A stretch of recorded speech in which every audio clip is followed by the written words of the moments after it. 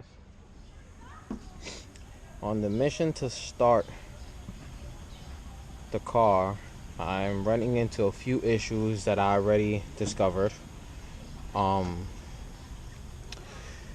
My fuel pump seems to kind of be working. I'm not 100% sure. I just know when I went to the back of the car and took the gas sending unit off, it had a bunch of garnish. I'm not too sure what it's called. It's that gasoline black rubberish compound, which is hard.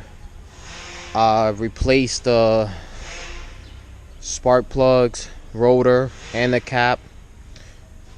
Spark plug wires I'm working on. As you can see, I'm noticing the next thing that it won't start. I get spark now, but my starter, as you can see, that's me cranking it. It's not enough. It's not spinning. It spins and then it stops. So I need a new starter, or else I don't want to keep hitting it and it catches on fire.